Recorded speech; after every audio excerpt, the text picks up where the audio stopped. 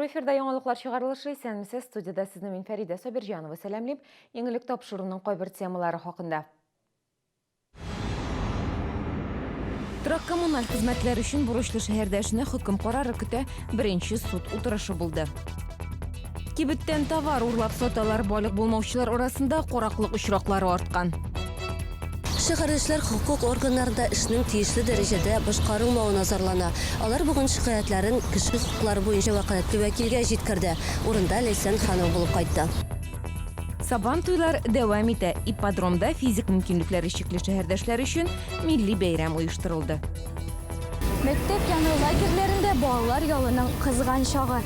Икенче гимназиядә ял итүче укучылар белән Айгөл Юнусова очрашып кайтты.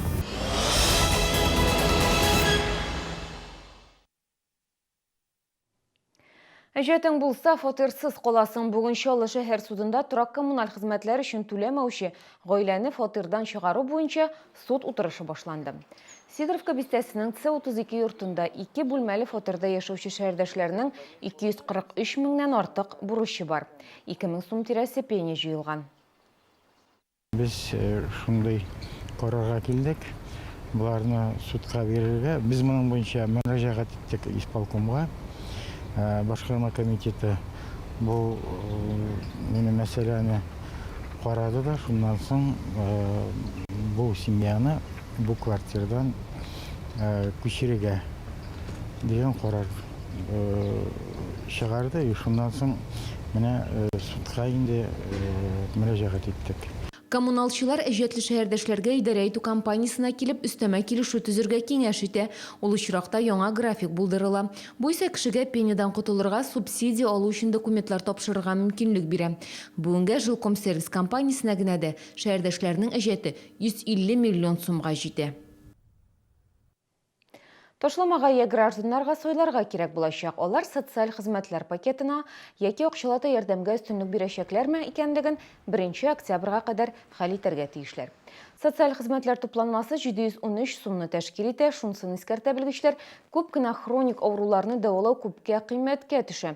Мисал өчен, инсулинның бер упаковкасы 2500-3000 сум тора. Шекәр диабеты, онкология авырулары, бронхиаль астма зур чыгымнар сорый. Шуңа күрә белгечләр социаль пакеттан баш тартканда уйлап эш итәргә киңәш итә. Аннары соң булуы ихтимал, ел дәвамында кире уйларга мөмкинлек булмаячак. Бүген Чаллыга кеше хукуклары буенча вәкаләтле вәкил Сәрия Сабурская килде һәм бер үзе генә түгел. Мэрның җәмәгать кабул итү бүлмәсендә шәһәрдәшләрне Татарстан Ичке эшләр министры урынбасары Рафаэль Гыйльманов, республика прокуроры урынбасары Сергей Старостин да кабул итте. Беренче мәртәбә чаллылар зарларын бер юлы 3 җитәкчегә җиткерде. Теманы хәбәрчебез Ләйсән Ханова дәвам итә. Минем иң үзәгемне üzгән хәл шушы. Баламны үтерү. Сәкинә Пажамалиева моннан 5 ел элек кызын югалта. 30 елга якын физкультура институтында укыткан 51 яшьлек ханымны ерткычларча үтерәләр. Хәл Алабугада була. Шуңа күрә җинаятны тикшерүдә әлеге район хокук сакчыларына тапшырыла. Тик Сәкинә апа тикшерүчеләр эшеннән канәгать түгел. Бүген ул ярдәм сорап белгечләргә килде. Следовательләр тикшерсеннәр, бер нәрсә тикшермиләр. Бөтенесен хакны хәл кылсын Алла Тәгалә. Бер нәрсә эшләмиләр. Кабул итүгә 30 кеше язылган, белгечләр белән очрашырга теләүчеләр исә тагын да күбрәк. Оештыручылар сүзләренә караганда, бүген генә дә 30лап кеше шалтыраткан. Беренче мәртәбә җәмәгать кабул итү бүлмәсендә бер юлы 3 җитәкче утыра. Бу очраклы түгел, чөнки Чаллыда хокук органнары эшчәнлегеннән канәгать булмаучылар шактый. Біз келдік Министерство внутренних дел замминистр белән и зампрокурор белән. Чөнки бик күп сораулар бар, үзләренең уголовный делалар алар килделәр. Мин очрашам мэр белән и бөтен сораулар, конечно, тапшырам аңа. Хукук органнары эшчәнлегеннән канәгать булмаучылар белән бер рәттән бүген очрашуга торак коммуналь хуҗалыгы өчен түләүләрнең зур булуыннан зарланучылар, хезмәт хакларын тоткарлаудан интегүчеләр дә килгән иде. Белгечләр аларның һәрберсен кабул итәргә шантырды. Үзеңне борчыган сорауларга җавап алу өчен белгечләр кабул итүне алдан язылу кирәк. Кайсы белгечнең нинди көнне, кайсы сәгатьтә кабул итәчәге масс күләм мәгълүмат чараларында алдан билгеле була. Ләйсән Ханова, Айрат Закиров, Яңалыклар. Су түбінен 5 тонна темір томыр көтәрділер. Бұйыл бірінші тапқыр газ бестесіндегі үзәк урамы тоқталышы янындағы пляж нықлап тәртіпке кетірілді. Қазір беріде санкцияланған құйыну урыны. Бірге аншылақлар кем алыштыру кабиналары орнаштырылды. Тизден бәдірәфләр қойылашақ. Рәсми мәгълүматларга қарағанда, күн сайын шәһәр пляжларында 3000-га якын кеше була. Ял итү урынында құтқаручылар һәм медицина белгечләре эшли. Құтқаручылар газ бистәсендәге пляжның күперендә дә кизү тора, әлеге тормыш өчен куркыныч урынны экстремаллар ярата. Бер атна элек әлеге басмадан сикереп яшүсмер батып үлде. Бәби бишігінің ошылу вақыты кешіктірілі, Кама балалар медицина үзәгі янында Бәби бокс 1 июньдә ошылырға тиеш иде. Балаларны яклау күненә барлык төзелеш эшләре тәмам булса да, объектны ачыр алдыннан прокуратура тикшерү уздырды. Закон бузу очраклары табылмады, барысы да җиренә җиткереп эшләнелгән. Хәзер прокуратура барлык мәгълүматларны республиканың югары органнарына тапшырды, әлегә җавап көтәсе кала. Хәзер рекламага бүленәбез, безнең белән бергә калыгыз. Сабан туйлар дәвам итә. Ипподромда физик мөмкинлекләре чикле шәһәрдәшләр өчен милли бәйрәм оештырылды. Мәктәп яны лагерьләрендә балалар ялының кызган чагы. 2-нче гимназиядә ял итүче укучылар белән Айгөл Юнусова очрашып кайтты.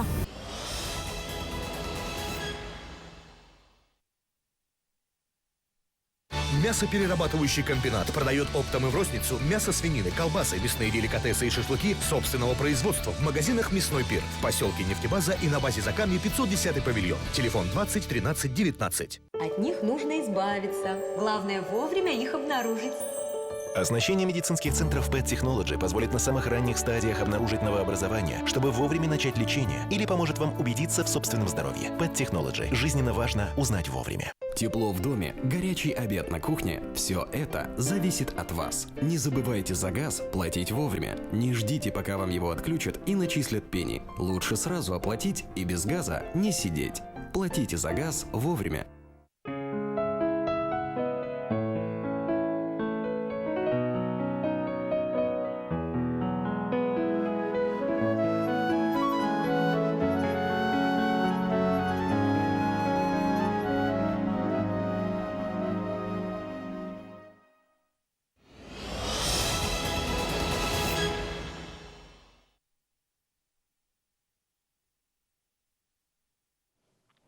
Яңалыкларын дәвам итәбез. Җәйге чорда эре кибетләрдә үсмерләрнең товар урлау очраклары артты. Шул рәвешле балык булмаганнар акча эшләмәкче. Урланган товарларны алар эре булмаган сәүдә нукталарына 2 тапкыр арзан бәягә сата. Кеше эшмәкәрләр өчен бу отышлы, әмма балалардан товар сатып алган өчен аларга закон алдында җавап бирергә туры киләчәк. Барысы турында тулырак алдагы сюжетта. 13 яшьлек кыз караклы килоны акча җитмәгәнлектән басмаган, ул тулы гаиләдә тәрбияләнә, яхшы киенгән. Кибеттән урланган продуктларны ул үзе ашамый, сатып акчасын ала. Ну, потому что родители не дают деньги. Это прикольно. Взял, продал. Хочешь, чего хочешь, покупаешь. Ну, вот. А что ты воруешь? Кофе, колбасу. Как ты их проносишь? Беру в сумку, ложу и выхожу. Гадәттә балалар конфет сагыз гына урламый, аларның күзе кыйммәтле продуктларга төшә. Бу товарны алар җир асты аша чыгу юлларында, базарларда, кечкенә кибетләрдә 2 тапкыр арзанрак бәягә сата. Если бы они попросили бы у меня печенье, я бы и печенье дала. Нет, я понимаю, если бы ребенок сделал бы этот своими руками что-то и вам бы продала. Вы как вы не боитесь сервелат покупать? Если вы даже хотели помочь, например, детям, да, вы же видите, если уж дети голодают, они бы в первую очередь съели бы, наверное, эту колбасу, а не продали бы вам. Так ведь? Сатучы балалар ашыйсы килә, акча юк дип сорадылар ди, әмма аш бала казылык сатмый ди инспекторлар. Урланган продукция сатучыларны закон буенча 2 елга кадәр ирекләреннән мәхрүм итәргә мөмкиннәр. Мондый тәҗрибә безнең шәһәрдә дә кулланыла. Біздің уголовный кодекста бар шундай статья 175 уголовный кодекса Российской Федерации. Бу мәддә буенча 2 елга кадәр җаваплылыкка тартылырга мөмкиннәр инде. Закон бозган балалар да җәзасыз калмый. 14 яшьлек яшүсмерләр җинаять җаваплылыгына тартыла, башкаларны полициягә исәпкә куялар. Балалар урлаган очракта біз аларны учетка куябыз, профилактический мероприятиялар белән проводим. Һәм бу балалар особенно җәй вакытында эшкә урнаштырабыз. Һәм ялларын организовываем. Төрле җинаятьләрдә гаепләнүче балаларны җәйге лагерьларга да урнаштыралар. Бүген Чаллы буенча барлыгы 600 бала исәптә тора. Гүзәл Шихапова, Илнар Харисов, Чаллы ТВ, яңалыклар. Мындай ояныч вакыйгалар булмасын өчен балалардың җәйге юлларын дөрес оештыру аеруча мөһим дип белгечләр. 9000-га якын бала быел Чаллының 51 мәктәбендә җәйге лагерьларда ял итә. Смена төгәлләнүгә 10 көн калып бара, балалар ялының иң кызган чагы. Муланур Вахитов исемендәге 2-нче санлы татар гимназиясе лагерендә 9 отряд оешты. Аларның барысы да балаларны сәламәләндерүгә юнәлтелгән. Шулай ук спорт, хезмәт, инглиз теле өйрәнү юнәлешендәге отрядлар да бар. 2-нче гимназиядә безнең хәбәрчебез Айгөл Юнусова булып кайтты. Гөлбакча лагеріне йөрүчеләр өчен гимназия ишек алды 1 сәгатькә Олимп тауына өрелде. Балалар төркемнәргә бүленеп, мавыктыргыч сынауларда ярыша. Быел Муланур Вахитов исемендәге 2-нче санлы гимназия лагере үзенә 200 бала сыйндырды. Бу 1-нче сыйныфтан алып 7-нче сыйныфка кадәрге укучылар. Монда рәхәтләнеп йокларга да була, бик тәмле итеп ашаталар. Миңа бу лагерьдә бик ошый. Миңа ошый футбол уйнарга, безнең класстан монда 20 бала йөри. Спектакльләр карыйбыз, монда аппликациялар ясыйлар. Миңа монда бик ошый. Монда бик күп дуслар белән таныштым. Монда без театрга, бассейнга йөрдек бүген. Балалар үзләренең сәламәтлекләрен ныгыталар. Бистәсендәге дельфин бассейнда йөриләр. ДДТ-15, дюц, ДДТ-5, родник. Біз ледовый шоу қарадық бұз сарайында, драм-театр, Курчак театры. Гимназияда хезмәт отряды оештырылды. Биредә урта сыйныфлар укучылары җәйге практика үтә. Алар гимназия яны мәйданын гомумән шәһәрне чистарту, төзекләндерү эшләрен башкара. Без монда идәннәр җуабыз, монда шупшыйдык, монда рәхәтрәк ашаталар да. Уйныйбыз. Кичә камга бардык. Анда шүкләр җыйдык. Тузан сөртәбез. Аннары тагын су сибәбез гүлләргә. Авыр түгелме соң? Юк, безгә рәхәт.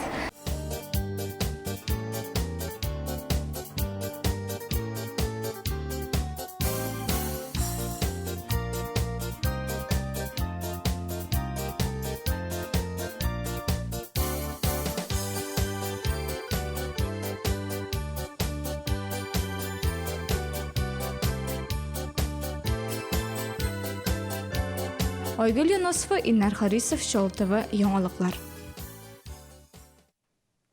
Сабан туйлары дәвам итә. Бүген ипподромда инвалидлар өчен милли бәйрәм оештырылды. Чаллыда физик мөмкинлекләре чикле 30 мең тирәсе кеше яши. Аларның 2 меңгә якыны балалар. Сабан туе һәркемгә күңел җылысы өстәде. Инвалидлар өчен милли бәйрәмебез быел яңа урында ипподромда узды. Моңа кадәр ел саен ул шәһәр Сабан туеннан соң берничә көн үткәч җиңү паркында оештырыла иде. Сабан туенда һәркем үзен сынап карый алды. Шәһәрдәшләр арканда тартышты, өстәл уеннарында да теләп катнашты. Безнең Чаллыда гына шу шәһәрле инвалидларга условие тудырылган улым. Бик матур, әле бик бүләкләре дә зур иде. Әле бүген чата күренми әле бүләкләре.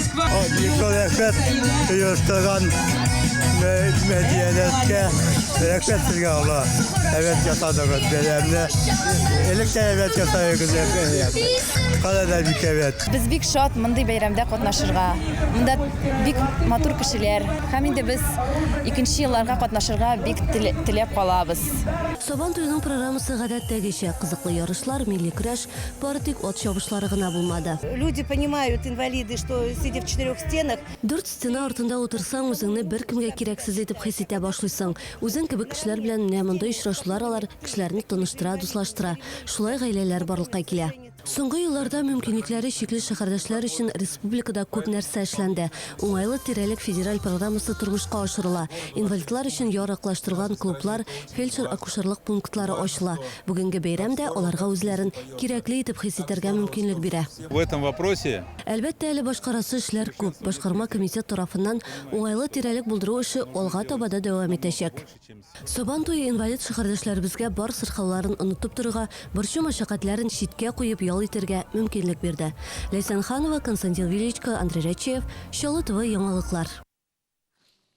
Шол IT-паркында да сабантуйга йомгаклар ясыйлар. Исегезгә төшерәбез, Шолның IT-парк командасы яңа проектлар табу нияте белән Россия һәм чит илләргә сәяхәт оештырды. Әлеге проект Сабантуй дип аталды. Стартап Сабантуйның сойлап алу турлары илнең 10 шәһәрендә, шулай ук Сербия, Төркия һәм Берләшкән Гарәп Әмирлегендә оештырылды.